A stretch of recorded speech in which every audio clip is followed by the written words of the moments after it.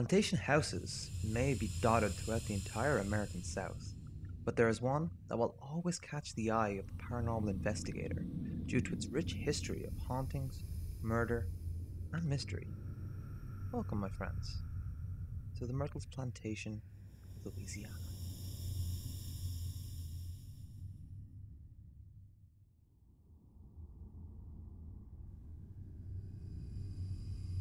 The Myrtles Plantation, originally named Laurel Grove, is a former antebellum plantation in the town of St. Francisville, Louisiana, USA. It was built in 1796 by General David Bradford, a successful lawyer who was famous for his role in the Whiskey Rebellion of 1791 to 1794. The plantation is built on a hill facing eastward, originally surrounded by almost 600 acres of land, with 22 rooms over 2 floors. Originally used as a hideaway for General Bradford while he was a wanted man for his role in the Whiskey Rebellions. He was pardoned by then U.S. President John Adams in 1799, at which point he moved his wife Elizabeth and his 5 children to join him from their Pennsylvania home.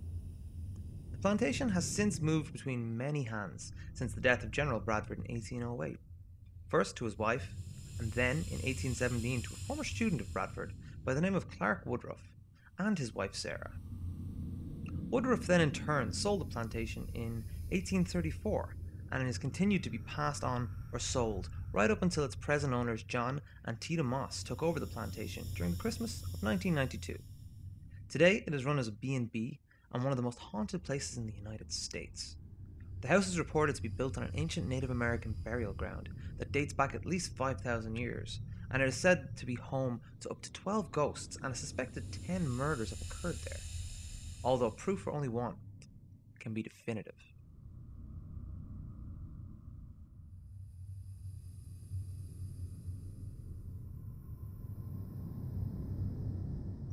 The most famous of the legends surrounding the Myrtles plantation is that of the poisoner slave Chloe.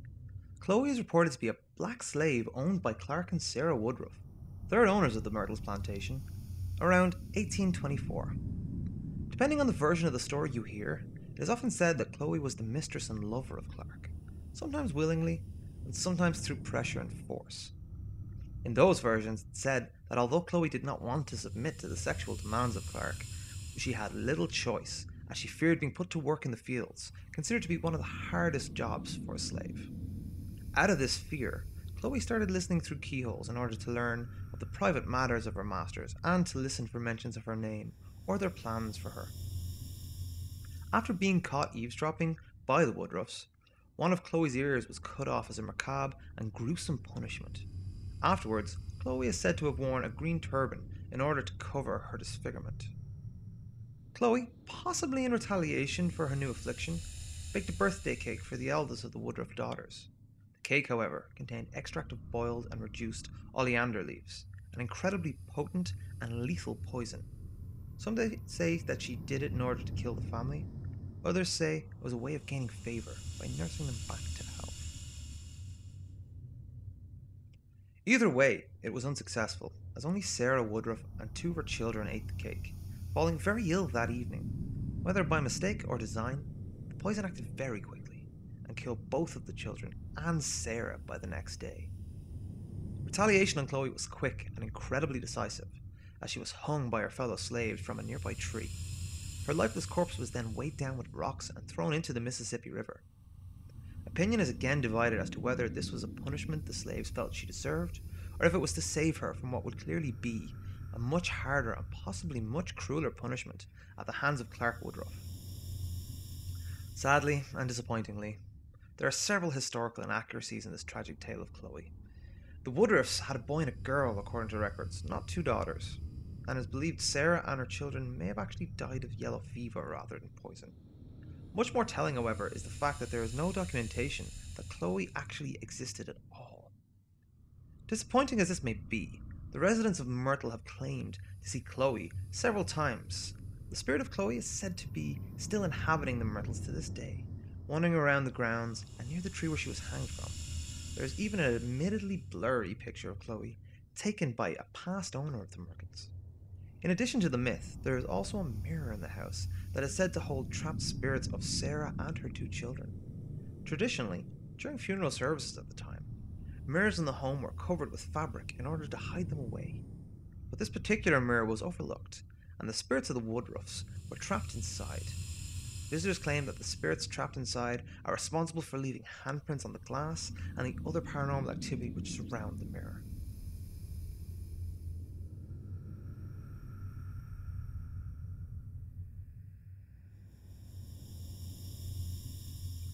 William Drew Winter was born on the 28th of October 1820 to Captain Samuel Winter and Sarah Bowman.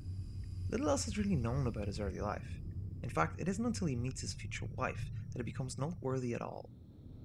In 1852, he married Sarah Mumford Sterling, daughter of Rufus Sterling, owner of the Myrtles. They were married on the plantation and had 6 children together whilst living there. In 1865, he was hired by Mary Cobb Sterling, mother of Sarah, in order to help with the running and management of the plantation as her lawyer. After her husband passed away, however, hard times meant that Winter was unable to hold on to the plantation, and by December 1867, he was bankrupt, and the Myrtles was sold to the New York Warehouse and Security Company by the U.S. Marshal. In a surprising turn of events, the property was sold back to Sarah as she was the heir to the property. It is unknown how this was achieved or how the family's fortune was reversed so quickly. In late January 1871, however, dark times would once again haunt the Myrtles. While William was teaching a Sunday school lesson in the gentleman's parlour of the house, a stranger is heard approaching the house on horseback. The stranger then called out to William, stating that he had some unfinished business with him. As Winter exited the house in order to see what the visitor meant by this business, he was shot and collapsed. William, while bleeding heavily, staggered back inside the house and towards the stairs. While attempting to climb upstairs to his wife, he collapsed on the 17th and died. Some say in the arms of his wife. A man by the name of E.S. Weber was to stand trial for the murder, but no record of the result has been uncovered, and as far as can be told, Winter's killer was never discovered. It is said today that at the right time of day, and if you are fortunate enough, William's ghost can be seen staggering up the same stairs he tried to climb in his last moments on this earth, only to stumble, fall, and die again on the 17th step. A journey he may never complete, but will continue to attempt.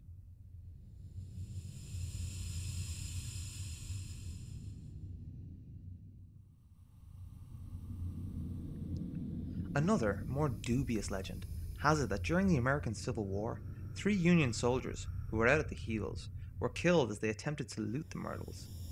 3 men were shot dead in the gentleman's parlour by the owner and dropped to the floor, leaving large and grotesque bloodstains.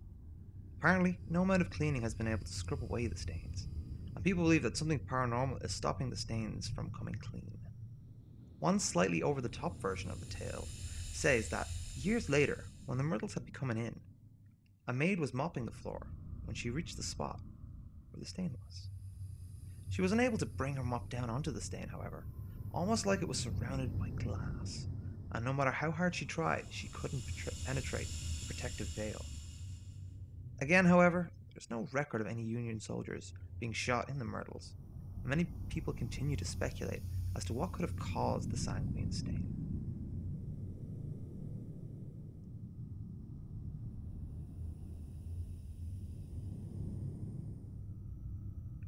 It is also said amongst the other spectres and spirits that haunt the Myrtles is the ghost of a young girl in one of the rooms, apparently visible through the windows from outside. The spirit is said to be that of a sick little girl who died of an unknown disease in the Myrtles plantation in 1868. Supposedly, a voodoo practitioner was trying to save her, but despite all his otherworldly arts, he was unable to, and she succumbed to the disease. It is said that the girl now practices voodoo on all those who sleep in the room, where she herself perished, many reporting to feel strange or unwell after staying in her room. Also noted in many photos, a young girl has appeared dressed in clothes from around the period of the time of the house's construction, and is believed to be this long-suffering spirit.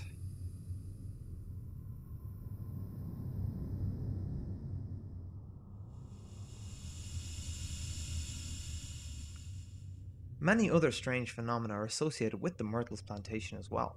Clocks, while being broken and unwound, still tick. Loud noises are still heard throughout the house, and occasional banging as well.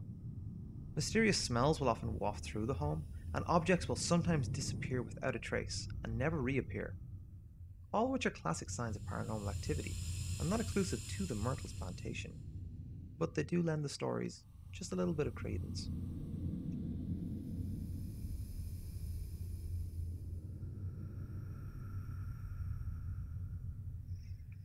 Although the Myrtles plantation has been an extremely fascinating location to study, I must admit I have my doubts and suspicions. While the story of the poisoner slave Chloe is incredibly entertaining, the inaccuracies and changes to the tale are more than just a little disappointing. The same can be said for the lack of conclusive evidence when it comes to the bloodstains at the Union soldier shooting, as well as the lack of information on the sick girl treated by the voodoo doctor. The story of William Winter, however, is a different matter. That is truly a story worth telling that can be fact checked and to a certain degree proven to be true. And that gives the stories of hauntings in the Myrtles plantation at least some credibility. Believe it or not, that's up to you. But when it comes to the stories of this gruesome plantation's dark history, I think we can all agree it's grim and it's ghoulish. Good night.